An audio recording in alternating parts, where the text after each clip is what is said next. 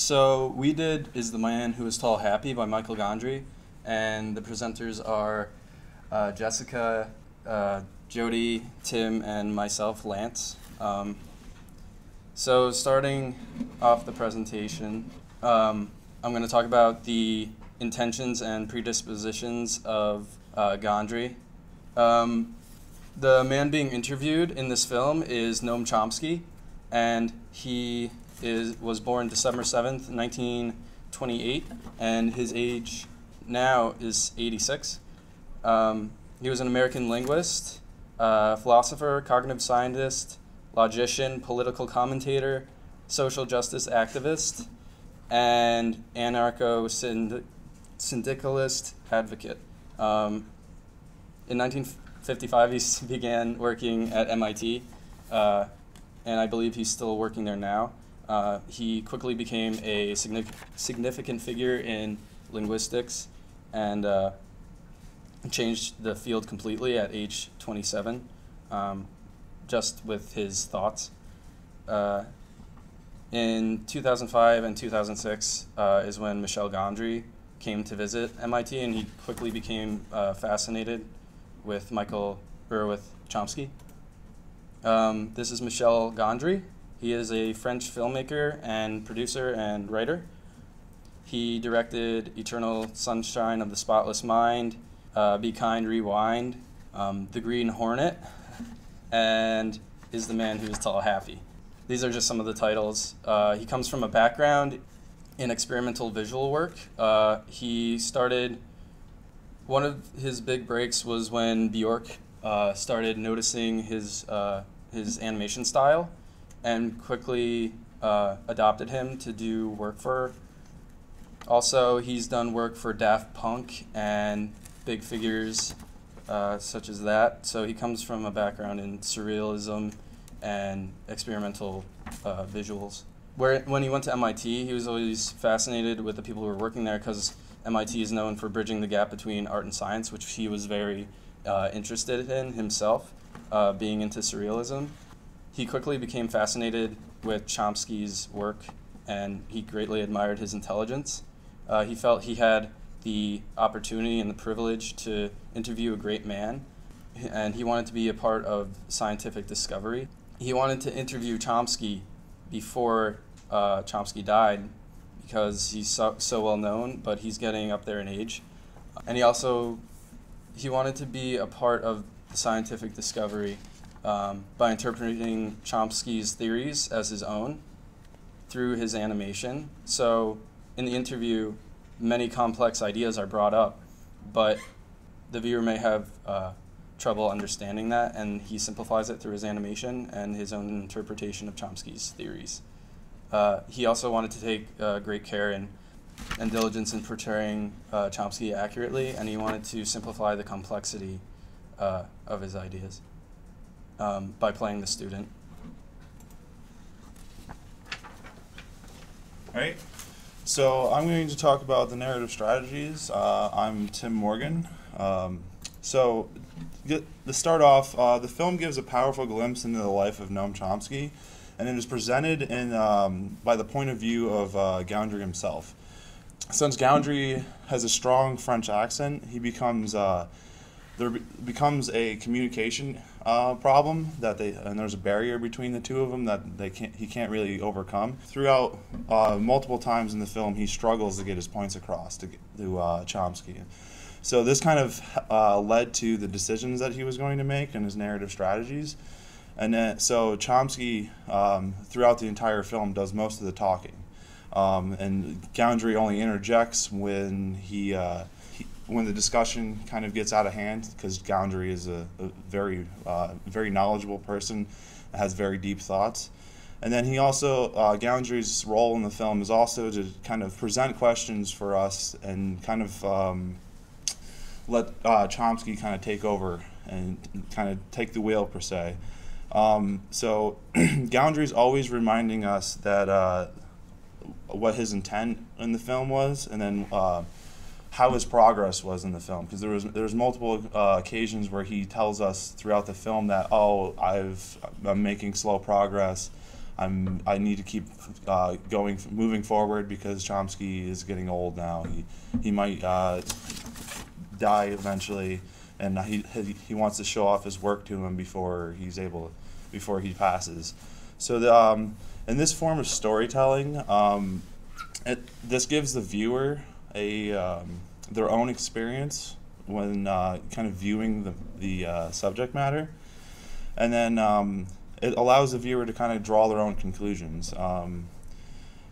This kind of gives the filmmaker himself his own kind of neutral stance in the subject matter, and Gounder becomes less of a manipulator with the film and more of a documenter. And now I'm also going to talk about the modes of documentary. So we believe that two of the modes are reflexive and performative. Reflexive because Goundry understands how the film's representation affects the image one draws from the subject matter. We also believe that it's performative because the altering of the subject matter leads to the choices that Goundry uses in making his film, and it also leads to the reasons why he used animations for representation throughout his film. All right, next we'll talk about the meaning of the story.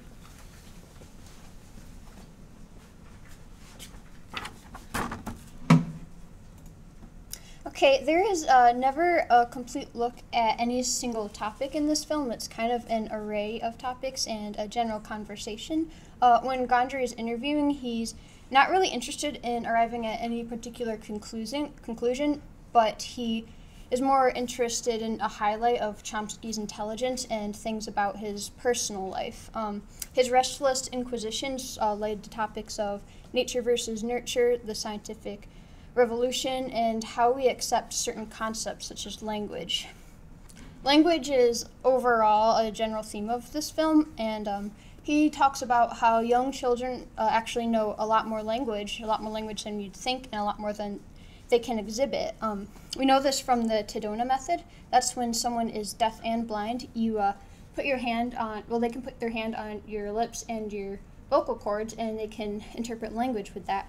But if you lose your sight and hearing before you're 18 months old, you cannot learn it that way. So, you know, just even 17 or 19-month-old baby can pick up all sorts of things that we wouldn't expect it to. Okay, teaching and modern science. He says that teaching is not the same thing as pouring water into a glass. It's more like guiding students on their own rivers, and you can even let them decide if it's flowing the right way, and he explains this is how modern science started. For thousands of years, we pretty much accepted that things go to their natural place, and it was obvious, such as you drop a ball, it goes to the ground, you boil water, steam goes up, and it wasn't until people started asking why that we began to move on from this. Okay, modern science, as I said before, was deciding to be puzzled by obvious things. Galileo, he did mechanical science, where he thought that everything that worked in the world was mechanical and could be represented that way, so he could build a model of the ocean tides and explain how it worked. Of course, he was never able to do this, so he actually thought himself as a failure. It wasn't until Newton realized that things do not work like machines, and it's occult forces, things we cannot necessarily see, that are what is how the world works. And unfortunately, we can't interpret them because we have a fixed cognitive endowment, which is our brains are organic materials, and there's a capacity of what they can interpret and understand. And that was a concept that wasn't really accepted before. We'd never thought, oh, there's a limit to how we can understand the world. Chomsky, in this interview, leads that into our errors in understanding linguistic. He says, it's accepted that words say meaning bearing elements, and that's pretty much the same thing as saying, steam goes up, because that's just the way it is. For example, if we think of a dog, and let's say it gets turned into a camel and then back into a dog, well, it's a camel, we still understand that it's a dog, and when it's done, we understand it's the same thing. So It is assumed that our concept of things being linked to physical objects. That's a false assumption. Instead, it's psychic continuity. So, because of continuity, we understand that the camel is actually the dog. We need to rid ourselves of this assumption because we're stuck in a pre-Galileo time period, and we won't understand the way that language and thoughts relate to the world unless we can get past that. That's something that he's very keen on saying during his interview. There's some more examples he provides us. There was a story that he would tell to his children when he was really young about a donkey that was turned into stone and then back again. And he understands that even as like really small children, they could still comprehend when it was a rock. It had no physical properties of a donkey, but they're like, oh yeah, it's the donkey. And that shows that it's physical or psychic continuity that helps us understand things, not physical traits associated to things. The Charles River, if you take the Charles River and put railings on the side and use it to transport, it's no longer the Charles River, it's the Charles Canal. But let's say the Charles River runs in reverse, it's still the Charles River. So even like a small change like that like changes how we interpret things. And teleportation, he remembers watching sci-fi movies with his small children, and someone might get teleported to another spaceship and they understand that's the same person, but he would ask them, let's say he gets teleported, but he's still in the same place and there's a new one, well then we can't really cognitively understand which one's him and which one's not because there's no psychic continuity between that. Okay, and this is a clip I'm going to show you. It's about the title of the film. It refers to puzzling clause they discuss near the end, and it's a reference to the inborn comprehension of linguistics and their ordering. You give this example of the sentence, the man who is tall is in the room, and how the child naturally can postulate the question. And I was wondering if you could explain just quickly, because I could do a very nice animation from that. This is a simple question, and it's interesting that it never bothered anyone. It's a little bit like for 2,000 years, scientists were satisfied with simple explanation for an obvious fact. If you take an apple and you detach it from a tree, it's going to go down. If you take steam, it's going to go up. Yeah. So 2,000 years, the answer was, well, they're going to their natural place. End of discussion. As soon as people started getting puzzled about that, like Galileo and Newton, then you have modern science. This is the same. Take the sentence that you gave me, the man who is tall is happy, or whatever it is. If you want to form a question from that, you take the word is, and you put it in the front. So is the man who is tall happy? Right? That's the question. You don't take the first occurrence of is. You don't take the closest one to the front and say, is the man who tall is happy? And that's gibberish. How does it, why? I mean, why doesn't the child do the simple thing? Take the first occurrence of is and put it in front. That's, computationally, that's much easier than finding the main occurrence, which requires knowing the phrases and so on. But it's an inconceivable error. No child has ever made that error. And it's the same in all, the minor variations. The same principle holds in all languages. So why? Well, there's some interesting explanations for why. But this is a good example of the brute force approach. In computational cognitive science, where they, as a matter of principle, want to believe that the mind is essentially empty.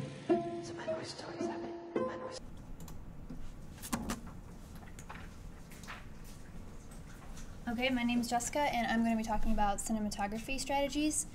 Gondry starts out the film by talking about the main cinematic choice that he made in the film, which was whether to make it animated or not. So he decided to go with animation because he says that film and video are manipulative. And that's because the editor and director pick out these specific clips that they have in mind and put them together. So the voice that seems to come from the subject is actually coming from the filmmaker by the way that he puts these things together. And then the brain actually absorbs the continuity that Jody was talking about as reality. So people might be tricked into thinking that it's reality. Animation, on the other hand, shies away from this. It's actually it's clearly the author's interpretation because we don't physically have animation in our world, so we can understand that it's not actually happening. It reminds us that we aren't watching reality, and it's up to them to decide if they're convinced or not. So at the start, Gondry actually shows us this by physically putting his hand into the frame and starts drawing to show, like, here I am, this is me, the filmmaker, and this is just my interpretation, so you can get whatever you want from it. In an interview, Gondry said that he wanted most of the animations to be abstract, and this is so it wouldn't limit people's interpretations. Everybody could get something different out of the animation. He also did include some narrative moments, though, such as when Chomsky is talking about the dog. He actually has a dog, so that we aren't disconnected throughout the whole thing, because if it was all abstract animation, we might get a little disconnected. And Gondry also talks about how he let his imagination guide him while Chomsky was talking. So that's how he came up with the images that he has in the film. The animation actually helps to keep the story flowing. It's one main thing of what he does. It also, as Lance was talking about, it simplifies Chomsky's complex ideas because Chomsky is very intellectual and he kind of rambles at some points about, he goes on and deeper into these subjects, and the animation helps us relate to them. The color and repetition also draw to the subject matter. At the beginning, there is a montage of pictures that that Gondry uses. It's of MIT, which is the space where the interview is actually taking place. So he has a picture of the outside of the building and then like inside, and just pictures all throughout his journey up to the room where the interview is taking place, so that we get a feel of the space of where the interview is. A couple times he does add real pictures and objects in combination with the animation, such as like cards and rocks he uses, and it also helps to make us not feel disconnected throughout the whole thing. So there are some real objects to kind of bring us back to reality. And at some points he does put a little square image of Chomsky on the screen, like of the interview, and has animation around it, so that we don't feel disconnected throughout the whole thing. And it brings us back to reality that this is actually happening. So those are the main cinematic strategies that Gondry uses. That's it.